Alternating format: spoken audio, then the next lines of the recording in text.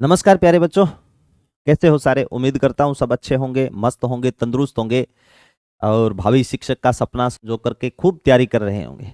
आज लाडलो एक छोटा सा वीडियो है, छोटा सा सेशन है महाराणा कुंभा से संबंधित। उनकी तमाम बातें मैं आपको बता देता हूँ कि महाराणा कुंभा की उपाधियां कौन कौन सी थी, महाराणा कुंभा के दरबार में विद्वान कौन कौन से थे, ये आपको ध्यान में रखना है। देखो, महाराणा कुंभा के अगर शासनकाल पूछे तो 1433 से लेकर के लाडलो 1468 तक था। ठीक है। उपाधियां महाराणा कुंभा के पास में बहुत सारी उपाधियां थी बेटा, लगभग 120 उपाधियां थी।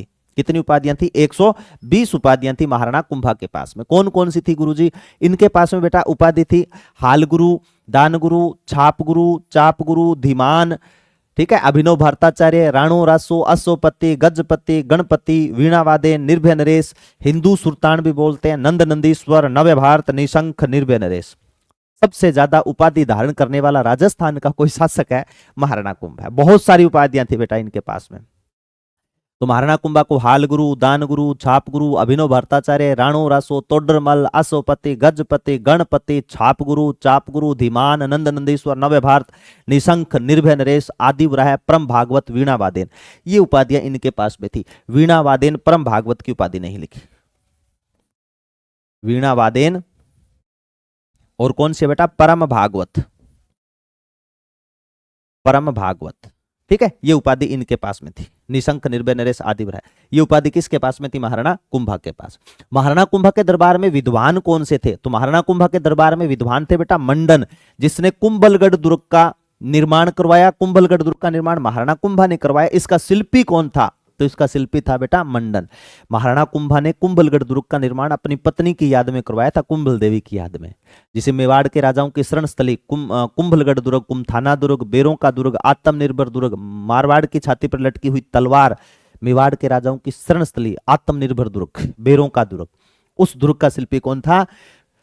मंडन था। यह वह कुंभलगढ़ दुर्ग है जिसके अंदर वीर शिरोमणि महाराणा प्रताप का जन्म हुआ। यह वह कुंभलगढ़ दुर्ग है जिसके अंदर आपके महाराणा सांगा का जन्म हुआ था बेटा। यह वह कुंभलगढ़ दुर्ग है जिसके अंदर ऊपर का भाग जो कटारगढ़ है, जिसे मेवाड़ की आंख कहा जाता है, जिसके अंदर महाराणा कुंभा कभी निवास किया करते थे, जहां पर महाराणा कुंभा की हत्या कर देता है उसका बेटा उद्दा, वो कुंभलगढ़ दुर्ग था।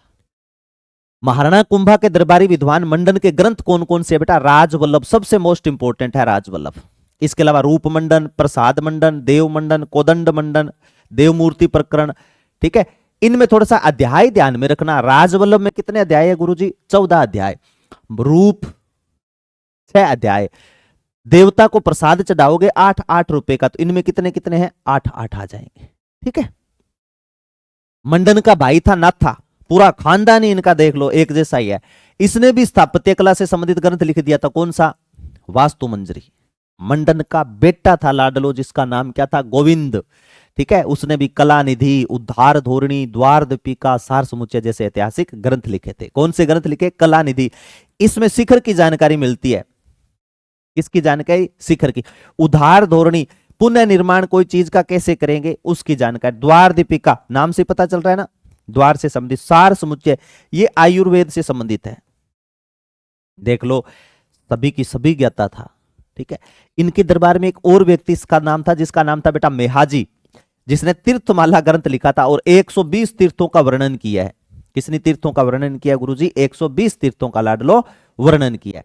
एकलिंग महात्म्य ग्रंथ किसका है? कान्ह व्यास का। कौन सी लैंग्वेज में है गुरुजी? संस्कृत भाषा में।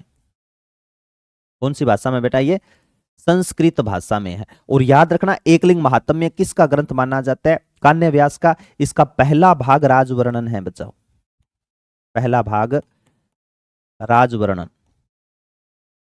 ठीक है। और इसका निर्माण समय किसने लिखा था? महाराणा कुंभा ने किया था। पहला भाग किसने लिखा था? समय महाराणा कुंभा ने लिखा था। यह भी बेटा आप ध्यान में रखना। अब देखो, संगीत राज,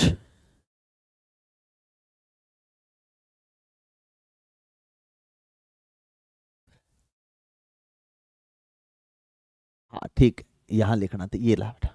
ठीक है। अब देखो, यहां याद रखना,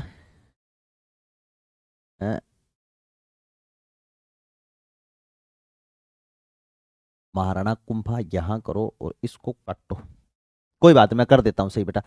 संगीत राज, आप याद रखना, महाराणा कुंभा भी अच्छा प्रकांड विद्वान था। और महाराणा कुंभा के भी बेटा ऐतिहासिक ग्रंथ है, ध्यान में रख लेना, ठीक है। महाराणा कुंभा के कौन कौन से ग्रंथ है? महाराणा कुंभा का लाडलो सबसे बड़ा ग्रंथ कोई माना जाता है ना महाराणा कुंभा का, वो कौन सा माना जाता है गुरुजी? संगीत राज। और संगीत राज के कितने भाग है बेटा? 5 भाग। और 5 भाग में कौन कौन से नाम होंगे? पाठ्य कोश, नृत्य कोश, गीत कोश, नृत्य कोश, वाद्य कोश। ये 2 बार लिखा गया, तो मैं यहां काट देता हूं।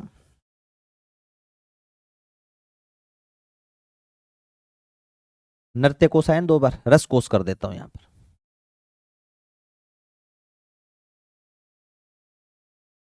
कौन सा आ जाएगा? रस कोश।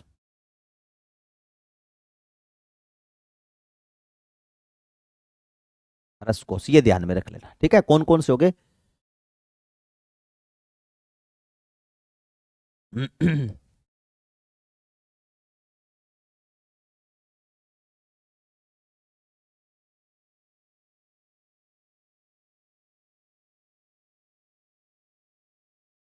रस कोश, ये याद रख लेना। और कौन से थे महाराणा कुंभा के ग्रंथ? संगीत मीमांसा है बेटा, ठीक है। संगीत रत्नाकर है, कामराज रत्तीसार है, सूड प्रबंध है। कुंभा के 4 नाटक कौन सी भाषा में लिखे हुए हैं? मेवाड़ी भाषा में।